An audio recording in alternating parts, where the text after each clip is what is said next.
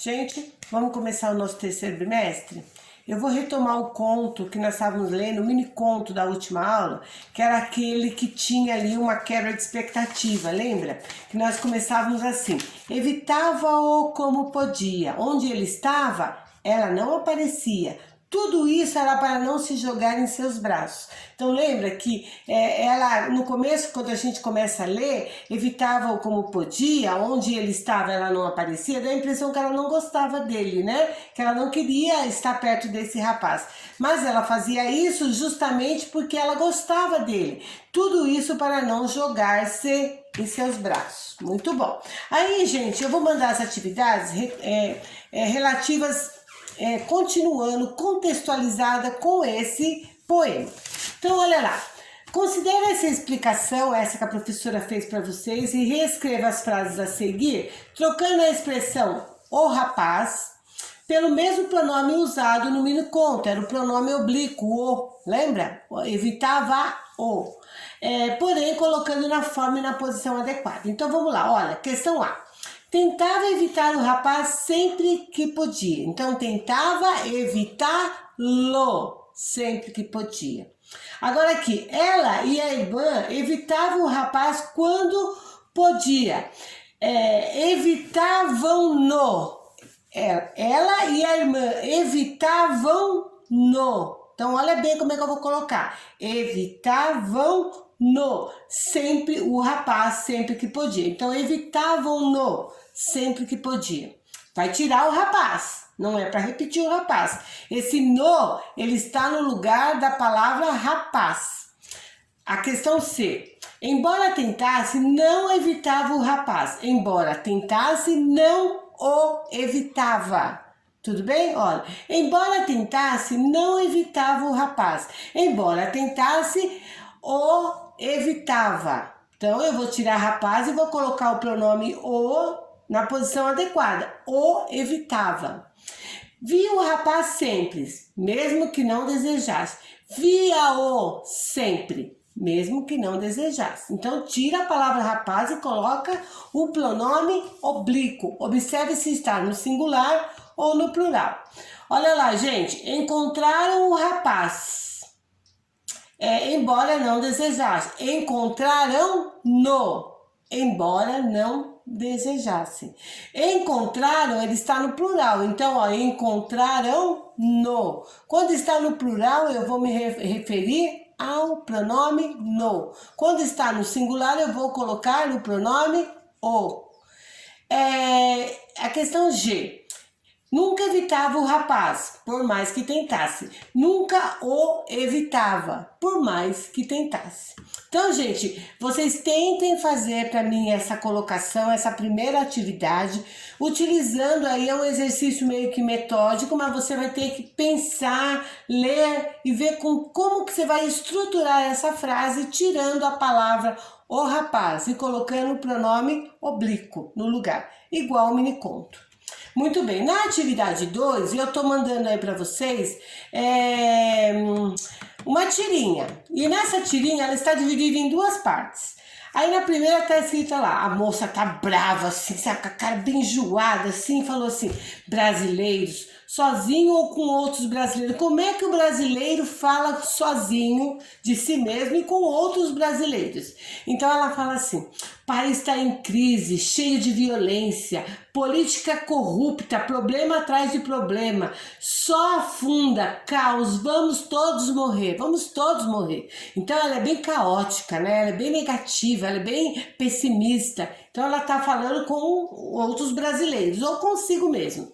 Só que quando ela fala com os estrangeiros, quando ela recebe turista, ela tá toda feliz, saltitante, tá? Então ela fala assim, com os estrangeiros ela fala dessa forma: venham, amigos, vou lhes apresentar todas as coisas maravilhosas dessa minha pátria amada. Então ela fala totalmente ao contrário. Então eu tenho uma divisão aí. Eu tenho a mesma personagem com dois parâmetros diferentes. Ora ela é pessimista, ora ela é otimista. Ela joga o país para cima.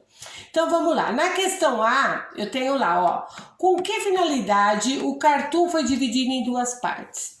Então, olha lá, ele foi dividido em duas partes, com qual é a finalidade dele? O que vocês acham? Por que será que aconteceu isso? Então, a primeira parte, eu estou mostrando que o lado, né, na primeira parte ele foi dividido assim, com a finalidade de mostrar duas reações, ora pessimista, ora otimista, referente aos brasileiros.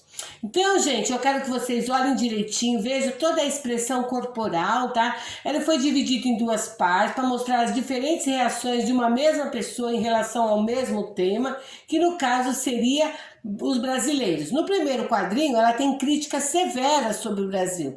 Já no segundo quadrinho, ela faz fortes elogios ao país. Tudo bem? E é o mesmo país.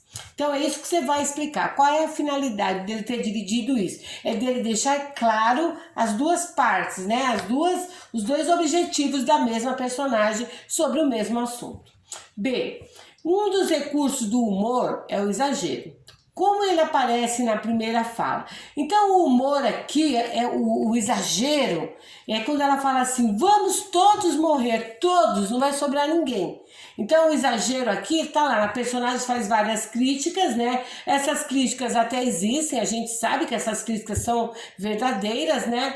Mas ela usa um certo exagero quando ela fala assim, vamos todos morrer. Tá? Então isso aí é um exagero, é uma hipérbole, é um exagero, então o exagero tá aí, nessa parte em que ela fala que todos vamos morrer. Questão C. Descreva a expressão corporal da personagem principal na segunda cena. Como ela se relaciona com a sua fala? Veja, gente, que ela está aqui muito feliz, ela está de braços abertos, a questão das cores. Aqui no primeiro quadrinho as cores são frias, cinza, um tanto mais escuro, né? Já não, o outro não, eu tenho ali, ó, parece que é o corcovado, o pão de açúcar, eu tenho ali o corcovado. Então eu já tenho mais vida nesse segundo quadrinho. Então eu quero que você descreva isso, tá? Então que a primeira parte as cores são frias, os tons são meio cinzas, né? Já na outra não, há uma certa alegria, inclusive o cabelinho dela, o sorriso, tudo isso eu quero que você observe e descreva para mim. A segunda parte do quadrinho. Questão D. Além da postura corporal e da fala, que outros recursos marcam a mudança de uma cena para outra? Então você aqui nessa questão aqui você vai mostrar novamente, se você não colocou na C, usa na questão D, fala das cores, fala da questão que aqui está mostrando a sombra, que você vê ali um ponto de ônibus, um hidrante, nada atrativo. Já no segundo quadrinho eu vejo ali um ponto turístico, então eu vejo mais claridade, parece ser um dia mais ensolarado. Então é isso que eu quero que você fale aqui da diferença de uma cena para outra. Veja que na primeira cena tem sombras, tá? Já na segunda não, mostra uma certa alegria, uma descontração com os turistas. Agora aqui, questão E. Qual é o referente do pronome lhes na segunda fala?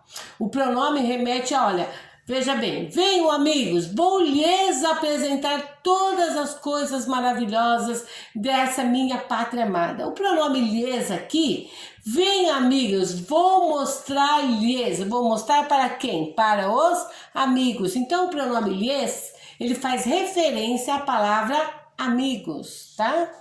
Facinho essa, né? F. Reescreva essa fala empregando um pronome de tratamento adequado no lugar de lhes. Justifique a sua escolha. Então, olha lá, na questão aqui, a gente pode lá colocar, em vez do lhes, a gente pode colocar a palavra vou mostrar a vocês. Vocês aí é um pronome de tratamento que a gente usa de forma totalmente informal. Então, vou lhes mostrar, não precisa falar dessa forma tão correta, né? Você pode falar, vou mostrar a vocês. Então, aqui o pronome pessoal que você vai escolher e vai justificar é a questão da linguagem formal e informal. O lhes, ele dá um caráter muito formal na linguagem. Vocês é um caráter informal, mas né? Ele é cordial, ele é cerimonioso, ele é respeitoso, mas ele também é informal, tá? Então é uma linguagem mais amiga, né? Uma coisa mais mais íntimo. Então você pode tirar o lhes e colocar o vocês. Na questão G, estamos chegando então na última questão da segunda atividade. Releia a sua reescrita que você fez no item F, então você vai tirar o lhes e vai colocar o vocês. Que palavra você precisou introduzir antes do pronome de tratamento? Então olha lá, gente. Venham amigos. Cadê a professora? Venham amigos, vou lhes mostrar. Vou mostrar a vocês. Eu não vou mostrar vocês. Então a palavra que você tem que colocar aí é a palavra a. Eu vou mostrar a vocês, tá? Não vou simplesmente tirar o lhes e vou colocar vocês e vai ficar tudo certo. Não, eu vou mostrar a vocês. Então há essa adequação que deve ser feita aqui na questão G. Muito bem, aí gente, nós temos aqui a atividade 3.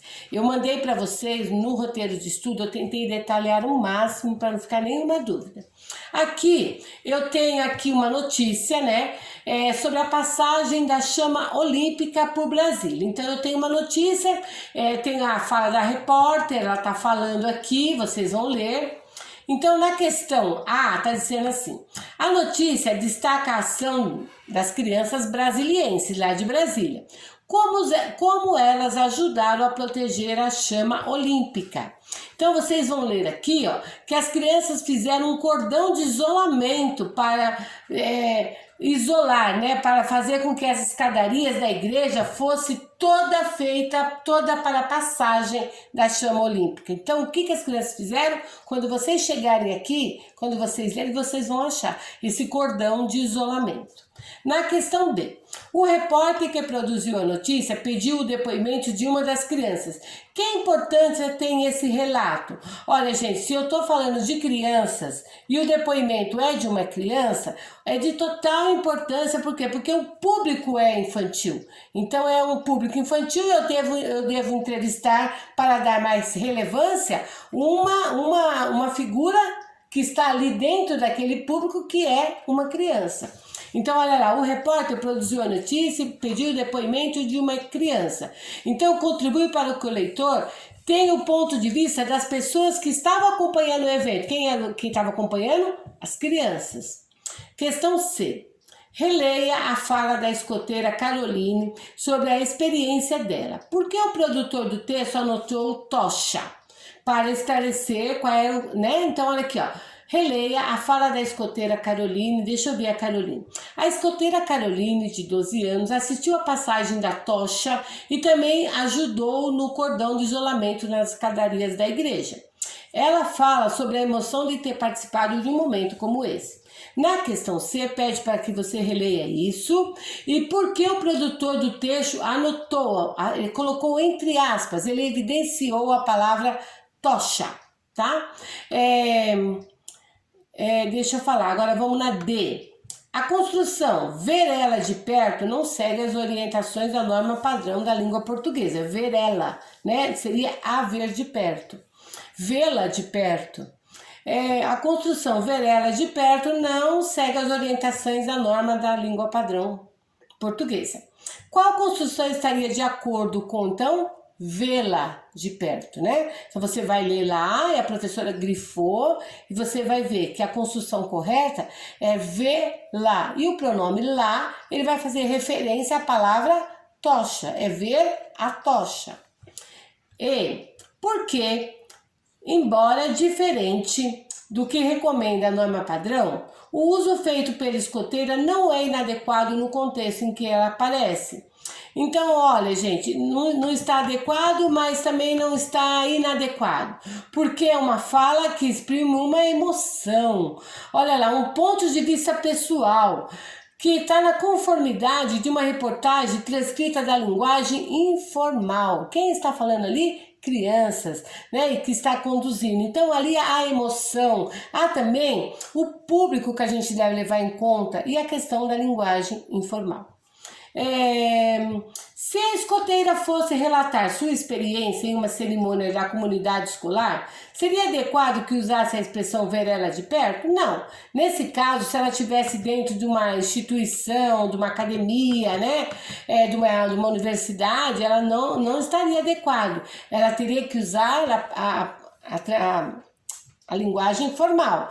Então ela teria que falar vê-la, não ver ela, né? Então não estaria adequado, porque dentro dessa conformidade, dentro de estar presente dentro de uma academia, de uma instituição, de uma universidade, aí não estaria correto, tá? Se tivesse outro público, mas dentro do público da reportagem que nós estamos vendo aqui, ela é totalmente viável, porque ali a gente tem um público infantil, então não há uma necessidade aí de falar tão corretamente.